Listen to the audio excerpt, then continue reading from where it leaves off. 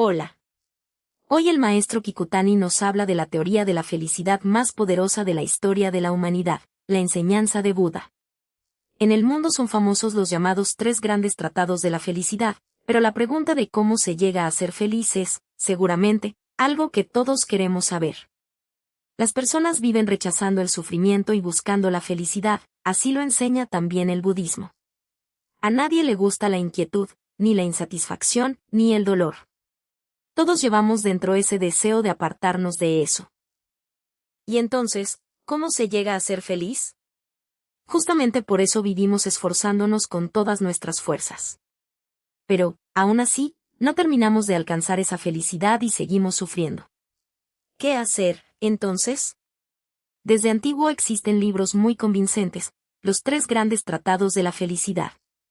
Pero el maestro Kikutani nos dice que, por encima de ellos, en la enseñanza de Buda está indicado el camino que verdaderamente nos hace felices. De eso quiere conversar con nosotros el día de hoy. Le pedimos que lo escuche con calma. Los puntos de hoy son 3. El primero, el Tratado de la Felicidad como manual definitivo. El segundo, Paul Gauguin. Y el tercero, el labrador que cultiva el campo del corazón. A partir de estos 3 puntos vamos a conversar. Un escritor japonés, Su Yamaguchi, decía que un tratado de la felicidad es el manual definitivo. Y cuando hablamos de tratados de la felicidad nos referimos a los que ya mencionamos, el de Hilke, el de Russell, el de Alain, esos tratados de la felicidad que existen en el mundo. Un manual definitivo, decía. Y manual, aquí, es lo mismo que un libro de cómo hacer las cosas. En el mundo circulan muchísimos libros de ese tipo, y cuando uno entra a una librería encuentra novedades por todos lados. Últimamente, por ejemplo, como evitar el 90% de los errores en el trabajo con esta forma de pensar, la inteligencia artificial como su subordinado, las técnicas de los mejores ingenieros del mundo, ¿por qué a esa persona se le fue el cáncer? O como una madre inversionista juntó 100 millones durante su licencia de maternidad. Muchos manuales de esa clase siguen siendo éxitos de venta y ahí están, en los estantes.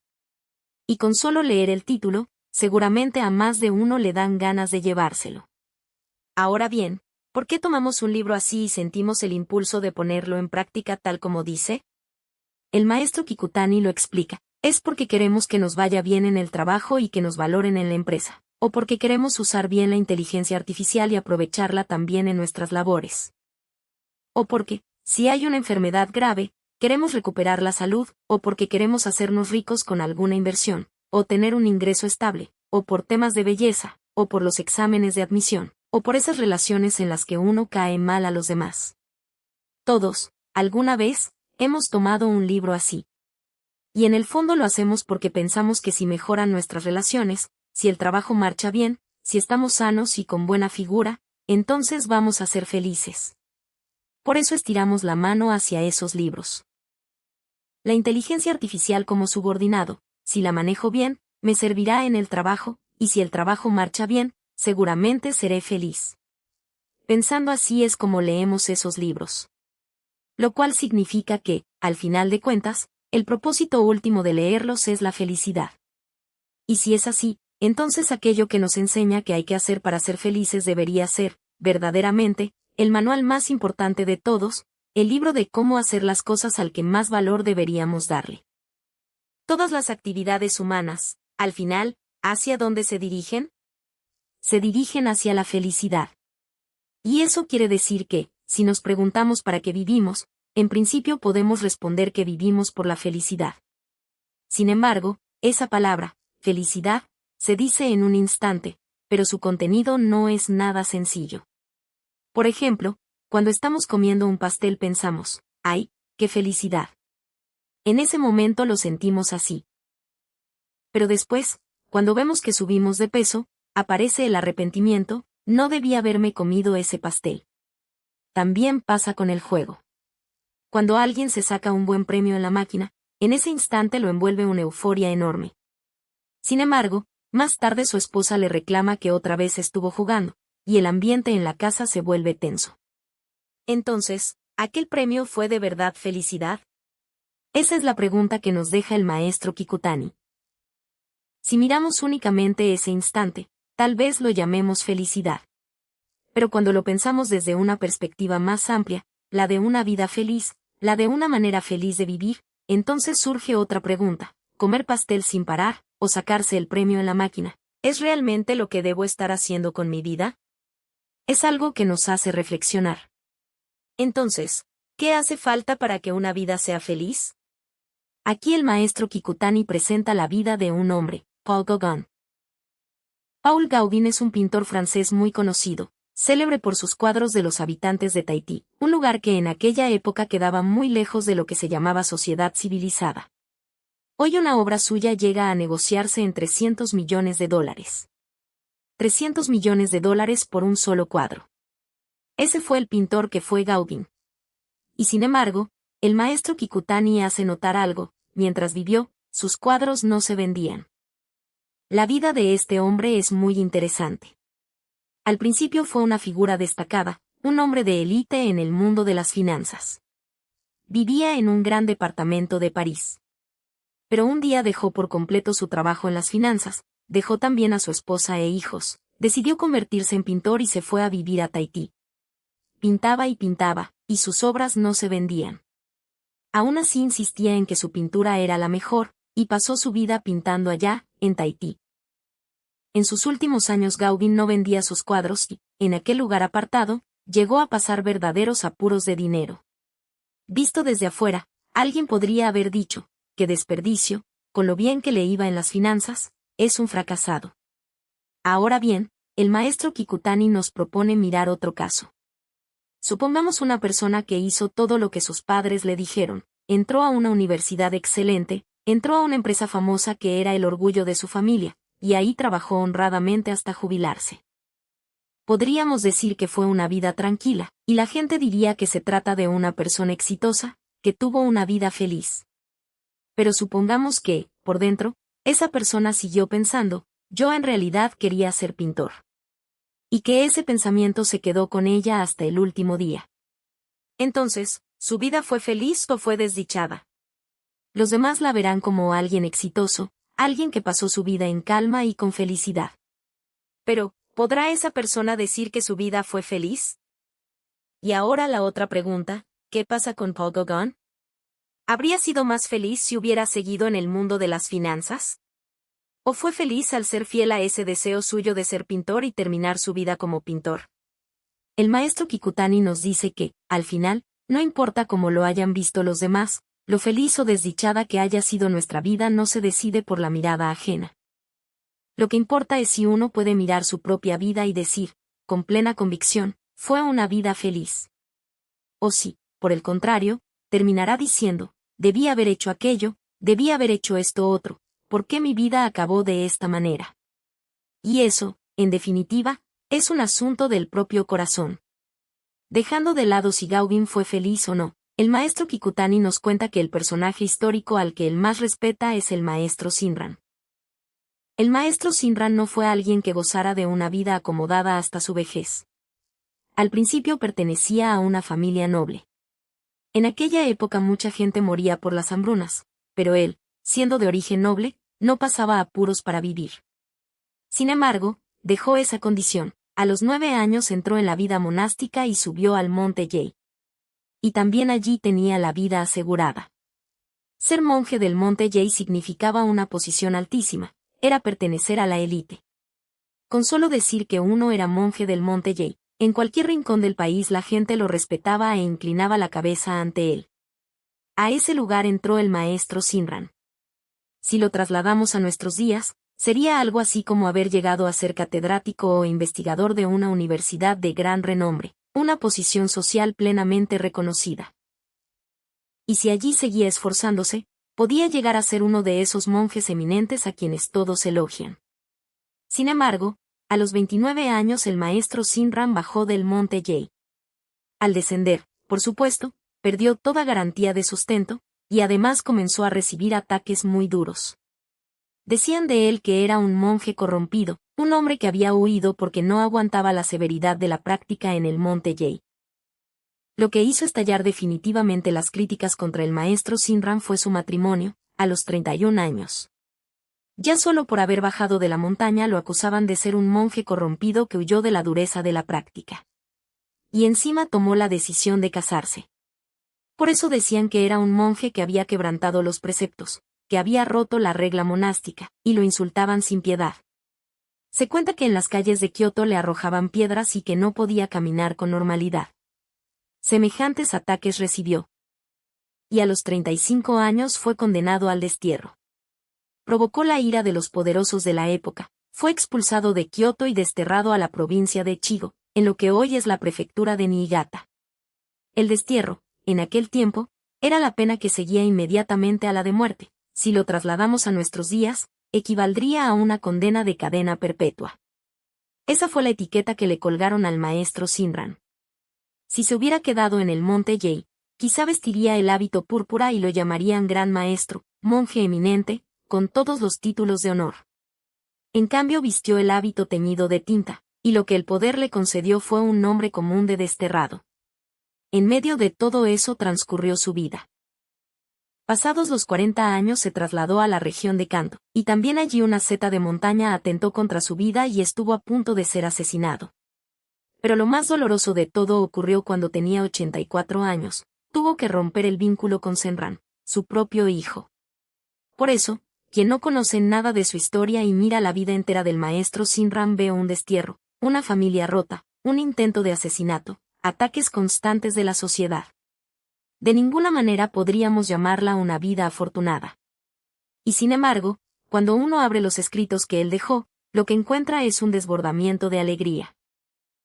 Hubo un filósofo llamado Kiyoshi Miki, considerado uno de los 3 grandes pensadores de Japón. En su libro sobre Shinran escribió lo siguiente: la fe no es algo conceptual, sino algo del sentimiento. En la fe la persona es conmovida hasta lo más hondo, la fe se manifiesta como gozo.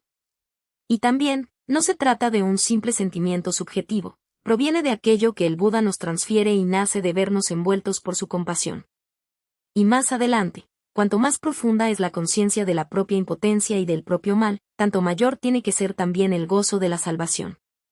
Todo esto lo escribió Miki en ese libro, precisamente al hablar del maestro Shinran.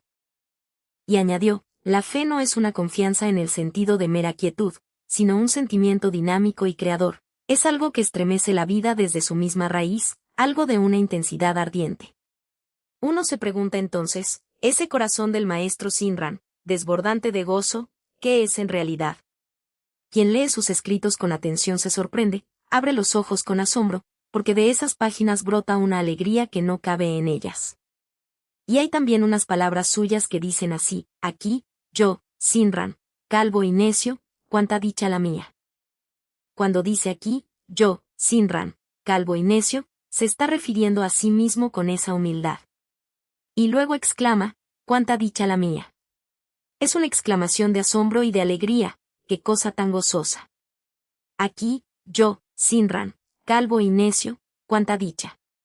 Y continúa hablando de las escrituras sagradas de la India y de los comentarios de los maestros de China y de Japón, es decir, los libros escritos por los grandes maestros del budismo de esas 3 tierras, los 7 patriarcas que expusieron el voto original de Amida. Y dice, yo, Shinran, he podido encontrarme ahora con aquello que era imposible encontrar. He podido escuchar ya aquello que era imposible escuchar. Aunque haya 80.000 millones de personas, ¿quién podría encontrarse con una enseñanza así? ¿Por qué a mí me fue dado encontrarla? Y por eso exclama que está lleno de alegría. Más adelante añade, por todo esto me regocijo de lo que he escuchado y celebro con admiración lo que he recibido. ¿Con qué podría compararse esta dicha? Esa alegría que él recibió al escuchar la enseñanza quería, de algún modo, transmitírsela a todos. Estas palabras están al comienzo de su obra El Kyogyoshinso, en el prólogo general, donde expresa su propio sentir antes de empezar. Viene a decir, esta dicha la recibí de la enseñanza de los 7 grandes maestros de la India, de China y de Japón, y quisiera de algún modo transmitírsela también a ustedes. Con ese deseo escribió el maestro Shinran su gran obra. La sociedad entera le colgó la etiqueta de criminal, fue blanco de toda clase de calumnias y persecuciones, y visto desde afuera podríamos tener la impresión de que la vida del maestro Shinran no fue feliz. Y sin embargo, por dentro vivió siempre en una alegría que le desbordaba el corazón. Basta leer lo que él escribió para darse cuenta de ello. Con Buda ocurrió exactamente lo mismo. Antes de alcanzar la iluminación se le conocía como el príncipe Siddhartha, y era hijo de un rey. Siendo hijo del rey, su posición futura estaba completamente asegurada. Y en cuanto a dinero, era el hombre más rico del país, pues se trataba de la casa real. A los 19 años se casó con la mujer más hermosa de la India y tuvo un hijo. Y no era solo eso, mandó construir palacios para cada una de las 4 estaciones del año, y allí, rodeado de 500 mujeres hermosas, vivía entre lujos. Viendo semejante vida de lujo del príncipe Siddhartha, muchos pensarían, qué persona tan afortunada, como no envidiarla. Sin embargo, él abandonó por completo aquella vida de palacio y se internó en lo profundo de las montañas para seguir el camino de la renuncia. Desde entonces practicó austeridades tan severas que quedó reducido a piel y huesos. Y aun cuando alcanzó la iluminación de un Buda, los demás no eran capaces de comprender la grandeza de ese despertar. Buda saboreó aquella dicha en soledad, pero pensó, por más que se lo cuente a alguien, nadie va a poder comprender una felicidad como esta. Y por un momento llegó incluso a plantearse dejar de enseñarla.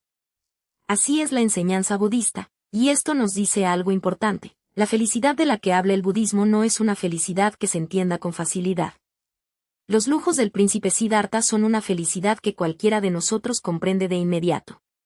Pero aquello que Buda quiso transmitirnos después de despertar, ese mundo dichoso que había descubierto, no era algo que pudiera captarse tan fácilmente.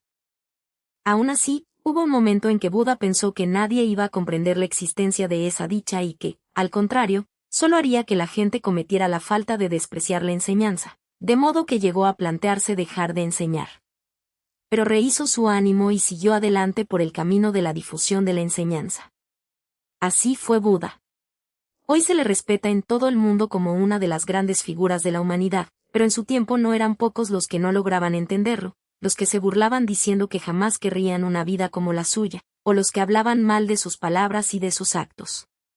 Y ha quedado un episodio de aquella época. Un día Buda salió con sus discípulos a pedir alimento.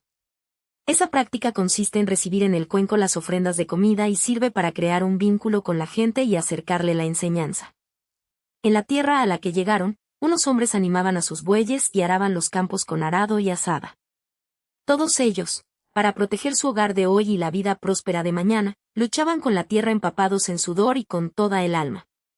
Buscando precisamente a esas personas, Buda y sus discípulos recorrían el lugar, y en un momento vieron a un gran número de campesinos que, terminada la faena, habían extendido su comida. Cuando Buda se detuvo ante ellos con su cuenco de hierro, un hombre que parecía el cabecilla del grupo se dio cuenta y, haciendo señas a los demás, le habló en tono burlón. «Vaya, ¿con qué frecuencia vienen ustedes? ¿Qué les parece? En lugar de andar mendigando con tantos jóvenes en plena edad de trabajar, y de ir por ahí predicando cosas que nadie entiende, ¿por qué no harán ustedes mismos la tierra y producen arroz y verduras? Nosotros no decimos cosas complicadas, pero trabajamos con nuestras manos y comemos de nuestro propio trabajo». Eso fue lo que dijo. Es decir, solo produciendo algo material se puede hablar de trabajo. Aunque sus palabras eran corteses, en ellas se traslucía el desprecio hacia unos practicantes que vivían de las ofrendas ajenas. Y también había en ellas el orgullo de quien castiga su cuerpo trabajando y produciendo. Buda escuchó en silencio lo que aquel hombre decía y respondió con toda serenidad: «Yo también soy un trabajador que ara la tierra, siembra la semilla y recoge la cosecha». Ante una respuesta tan inesperada, el hombre replicó con evidente desconfianza: «¿Y dónde tiene usted sus campos? ¿Dónde tiene sus bueyes? ¿Dónde siembra su semilla?». Y Buda, con toda firmeza, respondió así: «Yo, con el buey de la paciencia y el arado del esfuerzo, aro el campo del corazón de todas las personas y siembro en él la semilla de la verdadera felicidad». La paciencia es la capacidad de soportar. Cuando uno habla de budismo, casi todos lo dejan pasar diciendo que no tienen tiempo para eso, y nadie siente que sea algo importante para su propia vida. Con los libros más vendidos que mencionábamos antes, esos que prometen evitar los errores en el trabajo o explicar por qué a alguien le desapareció el cáncer, todos abren mucho los ojos y piden que se lo cuenten. Pero con una charla sobre budismo la reacción es otra: «¿Y de qué me sirve escuchar eso? ¿Acaso me va a dar dinero? Y nadie escucha. Explicar la enseñanza a esas personas, poco a poco y de manera que puedan entenderla, requiere una enorme paciencia. Y el esfuerzo consiste en preguntarse, ¿cómo podría hacer que lo entiendan un poco mejor? No debí decirlo de aquella manera, quizás si lo cuento así me escuchen. Eso también exige un trabajo constante. El campo del corazón de la gente está yermo, y tal como está no admite semilla alguna. Primero hay que remover la tierra y ablandarla, y solo entonces se puede sembrar. Arar así el campo del corazón y sembrar en él la semilla de la verdadera felicidad. Eso es lo que hago yo, y eso hacen quienes transmiten la enseñanza. Con ese orgullo lo dijo Buda. Los monjes que transmitieron la enseñanza de Buda fueron muchos, en la India, en China y en Japón. Quizá no llevaron una vida acomodada, pero muchos de ellos vivieron hasta el final con el orgullo de ser discípulos de Buda, saboreando la dicha de recorrer un camino que nada supera. Y el budismo enseña cómo podemos llegar a la verdadera felicidad, una felicidad que no se destiñe ni se apaga aunque lleguen la vejez, la enfermedad y la muerte. Con la certeza de que su vida era dichosa por transmitir esa enseñanza, así vivieron aquellos monjes hasta el final. Hoy hemos hablado sobre este tema. La doctrina más poderosa de la felicidad está en las escrituras budistas. Muchas gracias por su atención. En este canal explicamos las enseñanzas del budismo de manera sencilla. Si le ha gustado, le agradecemos que se suscriba y le dé me gusta.